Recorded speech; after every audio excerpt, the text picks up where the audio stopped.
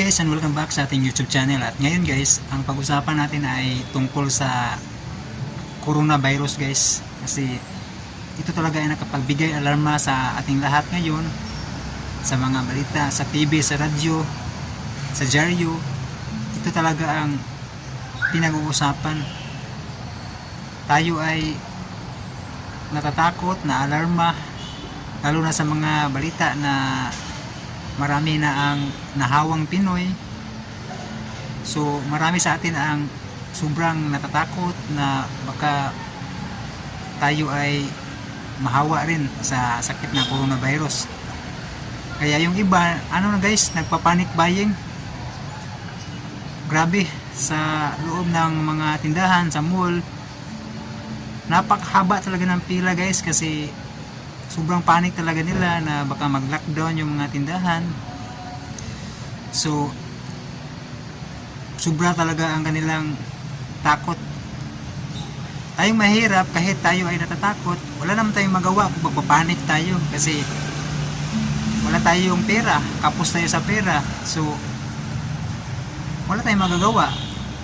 Pero isa lang ang magagawa natin guys, ay ang pagdasal na magdasal tayo. Ngayon galing ako nagsimba dito ako sa malapit sa simbahan. Tapos na akong magsimba guys. At pinaka ko talaga na hinihingi sa Panginoon na sana matapos na tong problema natin, na sana mawala na ang coronavirus, gumaling na yung mga nagkakasakit. Kasi ang hirap talaga pag marami tayong iniisip na mga problema, tapos lalo na sa nangyari ngayon na sobrang nakaka-alarma. Yung mga trabaho natin na tigil, yung iba wala nang trabaho kasi nagsara yung nila. At yung iba naman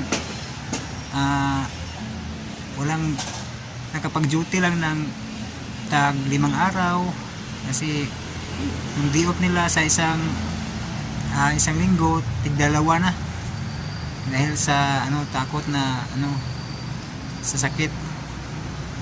Kaya marami talaga ang naalarma ngayon guys. Kaya ang sana ipagdasal nating lahat na sana masolusyonan na sana may makapag-discover na ng gamot laban sa coronavirus. Kasi grabe talaga, sobrang napakahirap pag ganito lagi, na parang hindi tayo nakakapag-focus dahil sa takot.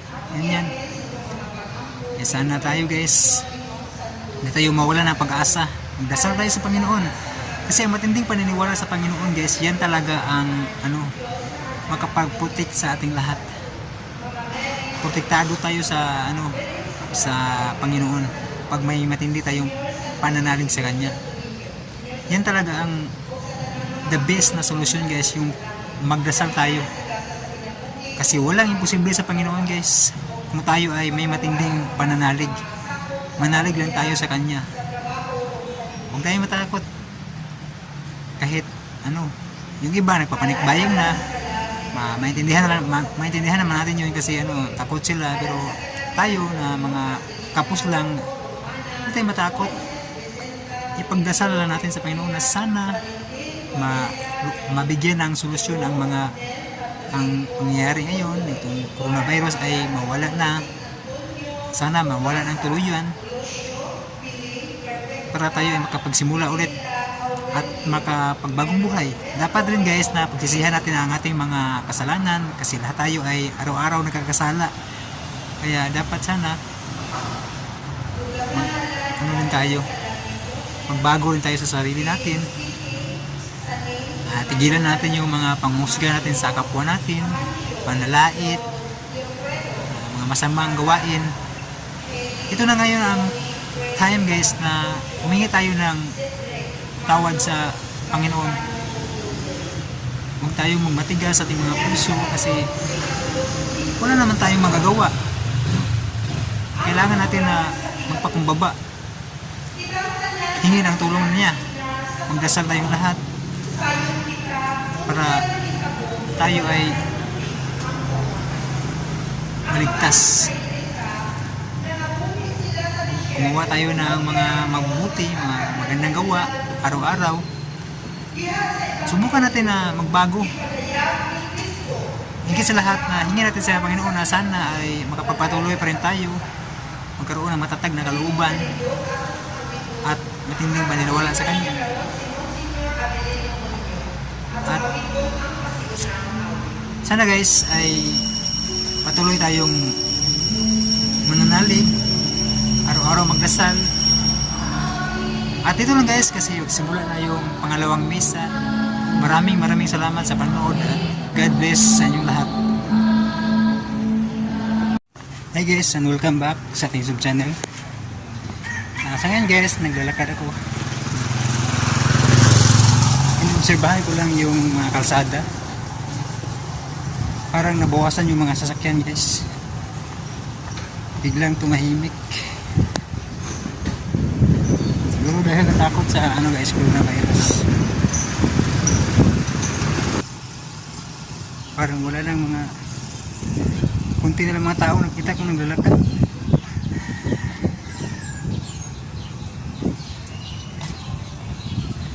Guys, papunta ako ngayon sa mga tindahan, sa malls para tingnan kung ano ba ang mga kaibahan ngayon.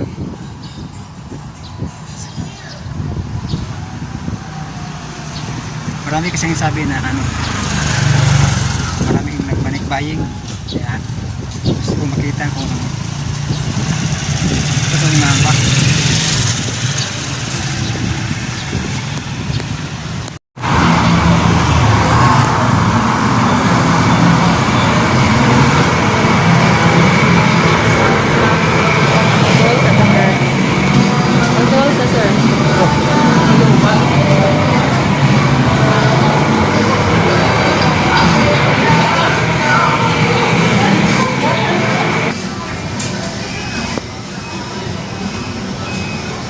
Ngayon guys, tahimik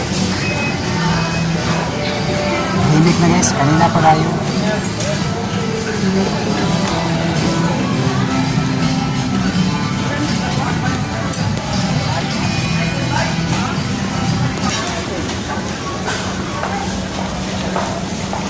Kunti na pala mga tao yun.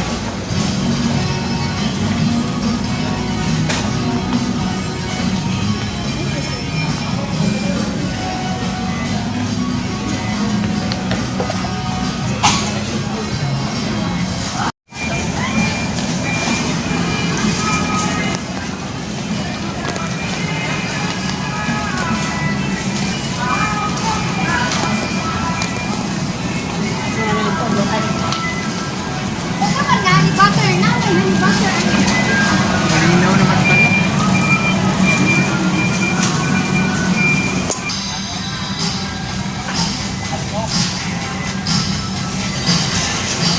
Alam ko, napipila mga tao ngayon. Tahimik na pala guys. Kanina lang pala.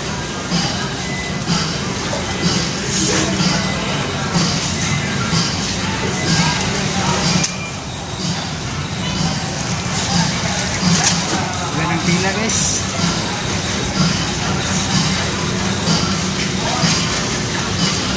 Yung iba nagmamask takot sa coronavirus.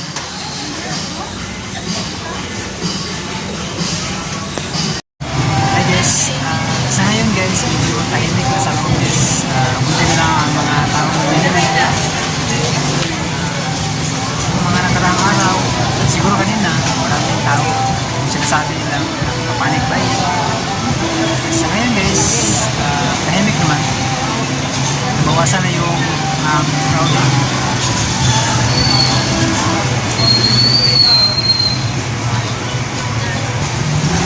Sa ngayon, medyo tahimik guys yung mga kasal.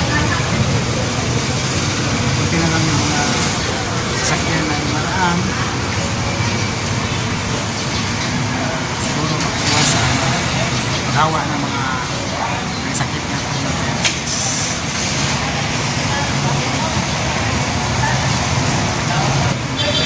Hanggang dito naman guys, maraming salamat sa panonood.